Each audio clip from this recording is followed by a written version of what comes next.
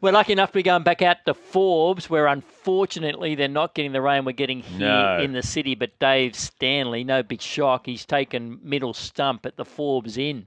He's still there from watching the footy last night. He joins us and he's got a very, very special guest, the pride of the whole greyhound racing industry. Feral Franky's with him.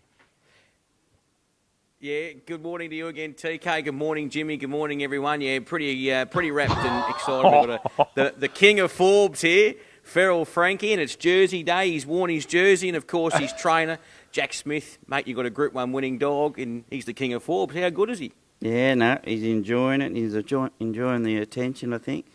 Best dog you've ever had, mate? Yeah, I think he is. Yes. What's it about him that makes him special? Oh, his will to win. You know, his ability, his nature to be able to do this with him.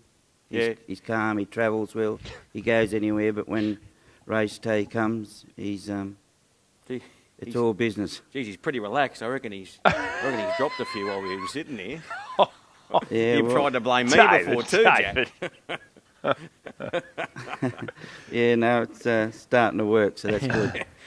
Boys, he's a Group 1 dog. I mean, how good's this? I mean, there's nothing feral about him. He's just sitting back like the king, and he's so relaxed. But when it gets to race day, he's just unbelievable. And boys, Jack can hear you. So if you want to ask him anything, now's your chance for the punters and listeners. Jack, firstly, mate, thanks for giving up your time, and also to Feral Franky as well. But, geez, he's too cool for school, isn't he, Feral? But, Jack, when did you first realise you had something special with Feral? And can you tell our listeners again how he got his name, Feral Franky? Well, he come to me as a good break in with a young dog with potential, and he just slowly he lived up to it. He took a little while to work it out because he wanted to do everything at 1,000 miles an hour. He used to get a little bit stirred up in the boxes, and when he was making his run, he'd run into dogs. But when he worked all that out, it's all just come together, and yeah.